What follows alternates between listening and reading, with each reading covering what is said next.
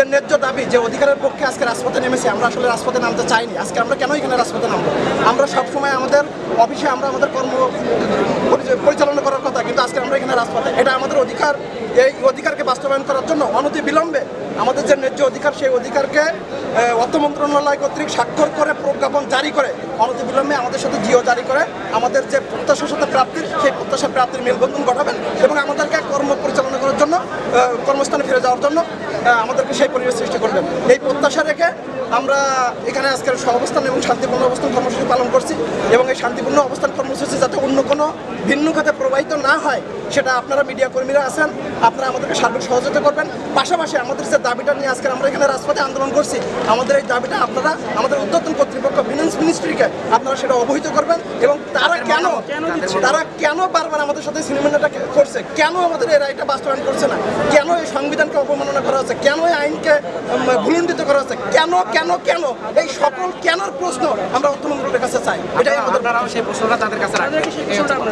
মানে আমার কথা হচ্ছে, এক পক্ষের কোনো মতামত আপনারা নেবেন, এখান থেকে মতামত নিচ্ছেন, আপনারা ওখানেও গিয়ে মতামত নেন, ব্রিফিং নেন, ঊর্ধ্বতন কর্তৃপক্ষ কি বলে, আসলে বিষয়টা আমরা প্রাপ্য কিনা, মানে আমাদের অধিকার কিনা।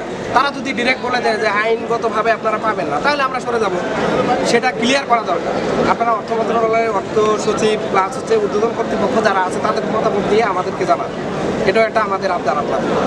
এই তরুণ প্রজন্ম মুগ্ধ এবং আবসায়ীদের বাংলায় আমরা এটা চাই না। এই বৈষম্য সৃষ্টি করার জন্য এই বাংলাদেশ আমরা চাই না। আমরা নতুন প্রজন্ম পেয়েছি, আমরা নতুন বাংলাদেশ পেয়েছি। এই বাংলাদেশে এই তরুণ সমাজ কোনো বৈষম্য সৃষ্টি করতে চায় না। কিন্তু দেখছেন এই অডিটরদেরকে নিয়ে দীর্ঘদিন আমরা এই অডিটরদের হচ্ছে বৈষম্য শিকার। এই বৈষম্য শিকার আমরা কেন হব? এই বাংলাদেশ তো আমরা চাইনি।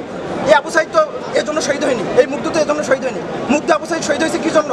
যাতে করে এই বৈষম্য দূরীভূত করা হয়। এই বৈষম্যহীন বাংলাদেশের জন্য আমরা আজকে যুদ্ধ করছি। আজকে যুদ্ধ পরেও যদি আমরা এই বৈষম্য শিকার হয়, তাহলে কেন আমরা নতুন বাংলাদেশ? কোথায় আমাদের নতুন বাংলাদেশ? এই প্রশ্ন আপনাদের কাছে। আপনারা অর্থ মন্ত্রণালয়কে এই প্রশ্ন করুন, আমাদের ন্যায্য দাবি কেন তারা বারবার ভিন্ন খাতে প্রভাবিত করার চেষ্টা করছে?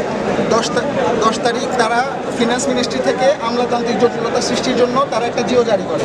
সেখানে তারা বলে যে আপনাদের এই 10ম গ্রেড পদোন্নতি পাওয়ার জন্য বা আপনাদের পদমর্যাদা 10ম গ্রেড হওয়ার জন্য অনেক আইনি জটিলতা রয়েছে। কিভাবে তারা একদিনের ব্যবধানে 24 ঘন্টার অল্প সময়ের মধ্যে তারা গভীর রাতে কিভাবে আবার 11 সেপ্টেম্বর আরেকটা জিও জারি করে, সেখানে তারা 700+ রিটকারীদেরকে দিয়ে দেয়। তার মানে তারা নিজেরাই আসলে ক্লিয়ার না যে তারা অ্যাকচুয়ালি মানে কি আমাদের সাথে তাদের যে বৈষম্যটা, তারা দিন দিন সেই বৈষম্যটা বাড়াচ্ছে। কারণ আমাদের বর্তমানে 3382 জন অডিটর কর্মরত রয়েছে।